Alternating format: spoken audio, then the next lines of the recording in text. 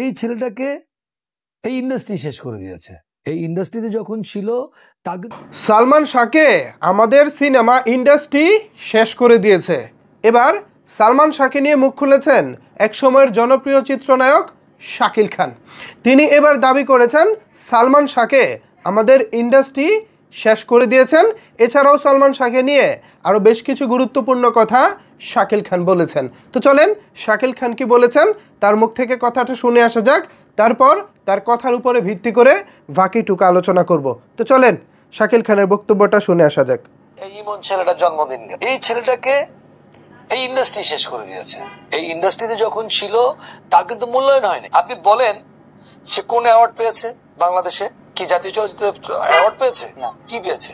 তার কোন অ্যাওয়ার্ডই নেই। সে ছবি কাজ করেছে কতদিন, তখন তাকে নিয়ে কোনো বড় কোনো পরিচালক তখন তাকে নিয়ে কাজ করে। কথা কিন্তু সত্য। এই যে সালমান শাহর যে অভিনয় আমরা মুগ্ধ হই, আমরা কিন্তু ভাবি যে সালমানের মতো অভিনেতা দ্বিতীয়টা আর আমাদের চলচ্চিত্র ইতিহাসে আসেনি। যেমন ছিল তার ফ্যাশন সেন্স, তেমন ছিল তার রিয়েলিস্টিক অভিনয়, যার অভিনয়ে মুগ্ধ ছিলেন তরুণ তরুণী থেকে শুরু করে বয়োজ্যেষ্ঠরা। সেই সালমান শাহ তিনি তার অভিনয় জীবনে বড় কোনো পুরস্কার পাননি। আপনি ভাবতে পারেন? ইদানিংকালে হয়তো আপনারা খেয়াল করে দেখেছেন যে কেউ জাতীয় চলচ্চিত্র পুরস্কার পেয়ে যাচ্ছে। নাম জানা না জানা অজানা অসংখ্য শিল্পী জাতীয় চলচ্চিত্র পুরস্কার পেয়ে যাচ্ছে।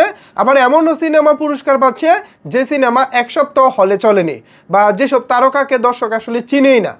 আবার কিছু সিনেমা আছে ভাই নাটক টাইপের সিনেমা, মানে ছোটো পর্দার জন্য টেলিফিল্ম তারা বানিয়েছিল, এখন তাদের মনে হয়েছে এটা হলে চালাবে, হলে চালিয়েছে, সেই সিনেমা পুরস্কার নিয়ে বেরিয়ে যাচ্ছে। অথচ সালমান শাহর মতো তারকা পুরস্কার পাননি। এমনকি সালমান শাহ যথেষ্ট মেধাবী থাকা সত্ত্বেও সালমান শাহকে নিয়ে তৎকালীন ইন্ডাস্ট্রির বড় কোনো পরিচালকরা কাজ করেননি। কেন করেননি? তাকে অবহেলা করেছেন। সালমান শাহকে নিয়ে কাজ করব না। এই যে অবহেলা, এই যে একটা মানুষকে পাত্তা নাও দেওয়া, একটা মানুষের যথেষ্ট যোগ্যতা থাকা সত্ত্বেও সেই যোগ্যতার প্রাপ্যটুকু তাকে বুঝিয়ে না দেওয়া, এটা কিন্তু আমাদের ইন্ডাস্ট্রির অবহেলারই অংশ। আজকে সেই সালমান শাহকে নিয়ে পুরো ইন্ডাস্ট্রি আফসোস করে। থাকতে না আমরা মর্ম বুঝি না। আমরা বাঙালি এমন একটা জাতি, বা আমরা বাঙালি এমন মানুষ, দাঁত থাকতে দাঁতের মর্ম দেই না। যখনই দেখি দাঁত নাই সাথে, তখন মনে হয় হায় হায় কি করলাম, আমার দাঁতের তো আমি যত্ন করলাম না। অথচ আমাদের উচিত দাঁত থাকতে দাঁতের মর্ম করা। ঠিক সেভাবেই ইন্ডাস্ট্রিতে সালমান শাহ অর্থাৎ ইমন, যার পারিবারিক নাম ছিল ইমন এবং সিনেমার নাম ছিল সালমান শাহ, সেই সালমান শাহ আমাদের ইন্ডাস্ট্রির অবহেলায় হারিয়ে গেছেন। তাকে তার প্রাপ্য সম্মানটুকু দেওয়া হয়নি। ঠিক এমন বিষয়টাই তুলে ধরেছেন শাকিল খান। ধন্যবাদ শাকিল খান ভাইকে। শাকিল খান ভাইকে ইদানিং দেখতে পাচ্ছি তিনি প্রায়ই চলচ্চিত্র ইন্ডাস্ট্রির বিভিন্ন অসঙ্গতি নিয়ে কথা বলতেছেন।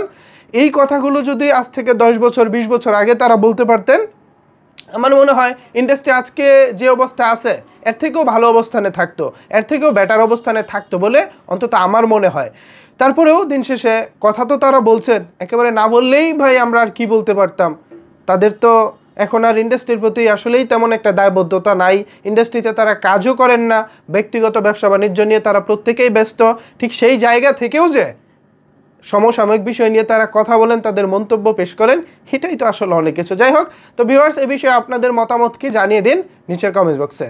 ধন্যবাদ সবাইকে এতক্ষণ আমার সাথে থাকার জন্য।